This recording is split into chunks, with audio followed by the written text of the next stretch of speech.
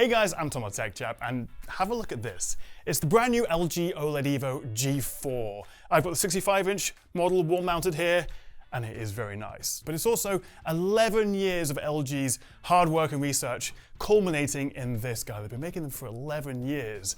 Now the question is, what's new? Is it any good? Of course it is. But also, is it much different from the G3? Can you really see the difference? Well, I have both TVs with me. Let's have a look. And a big thank you to LG for sending this G4 out for me to have a play with and also sponsoring this video. So for this year, it's all about the new Brightness Booster Max, which promises up to 150% higher peak brightness. We also have the much faster Alpha 11 AI processor, which brings sharper detail and better upscaling, as well as tons of AI picture, audio, and UI enhancements. There's also a new 144Hz mode with VRR for high refresh PC gaming. We have a very helpful AI chatbot for tips and troubleshooting, an AI concierge to help you decide what to watch. We get 5 years of guaranteed WebOS updates, and it's all wrapped up nicely in this one wall design. We've got the no gap wall mount, and you can see how flush this is to my wall. It really is nice. You can use a regular Visa mount if you want to, and I have, from my own experience, seen that you can mount it on previous generations of the G series mounts as well, so that was very helpful. I could just pop it back on because I had the G3 on here before. What is new also for this year though is on the 55 and the 65 you can buy this with a table stand, but I reckon you do want to wall mount the G4. It looks so nice, but as you can see, no cables here because I've actually drilled into the wall, hidden the cables behind it, so it looks a bit like it's kind of floating. As for the ports, we have 4 full bandwidth HDMI 2.1s, all with 4K, 144Hz and VRR, plus one of them supports eARC, so you'll want to connect your soundbar or audio receiver to that one. And there's 3 USB-A's, Ethernet, optical, cable antenna inputs, and an IR blaster connector. Plus there's the usual G series cutouts and clips for neat cable routing so the rear can sit flush with your wall. And speaking of your wall, we do get this wall mounting positioning guide, which is very helpful, and then it's just a case of installing the wall plugs and tightening the screws. Drop the TV on and away you go. Now this fold flat bracket does actually extend a fair way from the wall, so you've got plenty of room for attaching the TV and cables, and then just gently push the edges and there's virtually no gap against the wall. It really does look good. And together with these incredibly slim bezels, which were reduced on last year's G3, it really is a smart looking TV. And one of my favorite upgrades from last year's G3 is the anti-glare coating. It's returned here for the G4, and it really is one of the best TVs for reducing background lights and reflections. It makes a heck of a difference, and it really does allow the sort of deep, dark, inky blacks you get with the OLED panel to sort of stand out. So big fan of that, and it's back here for the G4. The built-in speakers are decent enough, but I would probably suggest a separate audio system to really give you that full theater experience. And if you do fancy an all wall-mounted system, then check out the LG soundbar USG10TY, which shares the same zero-gap design. LG's WOW interface lets you control your soundbar from your TV, like changing modes and profiles, and it can all work wirelessly via WOWcast. And also, WOW Orchestra lets the soundbar and the TV speakers work intelligently together, so you get an expanded soundstage with richer, fuller sound.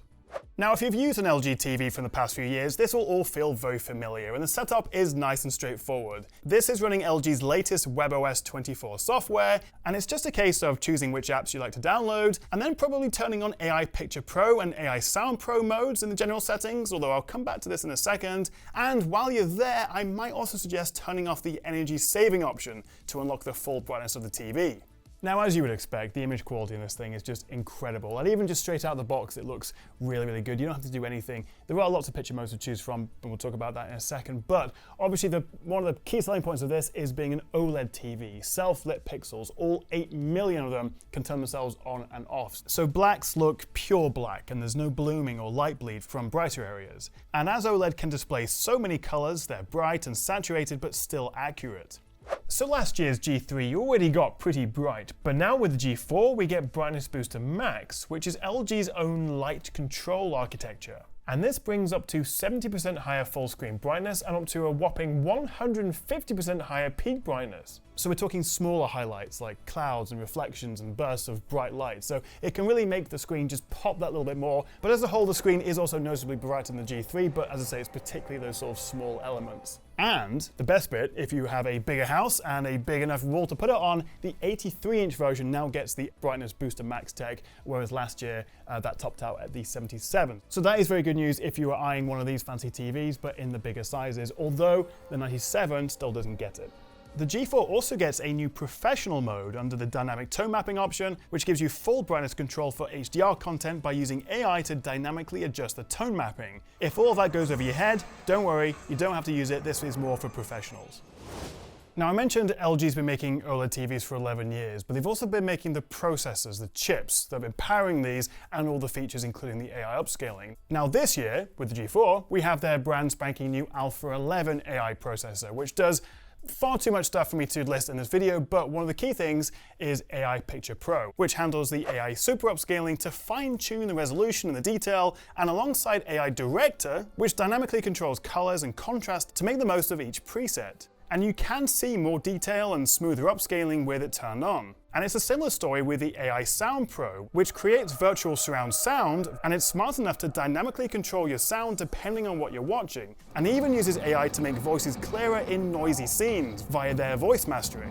Hang in there, fellas. Almost there. So this does look very good, but I mentioned earlier I also still have my G3, so let's do a little side by side, see if you can see the difference.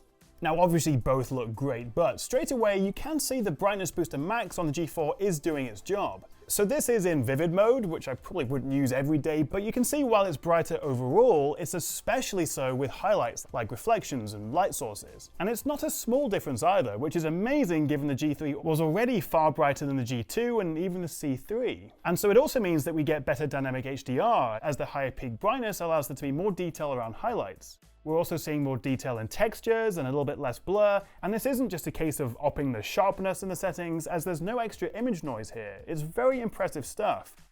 Now I tend to stick to the expert bright mode along with cinema and filmmaker, but helpfully the TV will put you in the best picture mode based on what you're watching. And for all the gamers out there, this G4 is basically untouchable. We have super low response times, we have that new 144Hz refresh with VRR, which is great if you have a, well, very powerful PC that can hit 144 FPS at 4K, or of course up to 120Hz for consoles if the game supports it.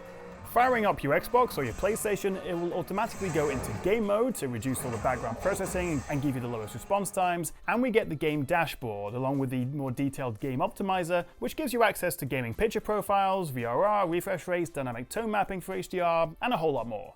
Although don't forget, you can also download apps like GeForce Now to stream your games. So this is the home screen. What you'll see when you fire up your G4, it's running WebOS 24, and as I mentioned earlier, because of their Renew program, they actually give you 4 years of future updates. It's 5 years of support, but 4 years beyond what we have here. And it introduces a lot of new features, including the AI chatbot, which is actually really helpful. I know my mum would get a lot of use out of that because she's not that techie, and actually sometimes she just doesn't know where to find a particular setting or mode or option. Select your inquiries, and I will resolve them. Using the AI chatbot is actually really quite helpful for just troubleshooting and coming up with tips on where to find things. But also you'll see that I'm using the Magic Remote. We've got a little magic pointer there. Also, hitting the voice input button brings up this new AI Concierge, which offers tips and recommendations for what you might want to watch. And as it's an AI, you can ask it questions. We also have a personalized picture wizard, which lets you pick the style of image you prefer, and then the deep learning engine creates a custom picture preset just for you. Anyone buying an OLED TV does of course have burn-in on their mind. It's reasonable, and if you do abuse the TV, you turn off all the safety features and you leave the same screen on 24 hours a day for weeks on end, then maybe you can see a bit of screen image retention. But I've never had any issues with LG OLEDs. There's tons of safety features built in, so you really don't have to worry. But LG, through their OLED Care Plus program, do offer 5 years of warranty with the panel. So that is the new LG OLED Evo G4. If you've got any questions at all, drop a comment below. And if you fancy checking it out and maybe buying one for yourself, then I will leave a link in the description.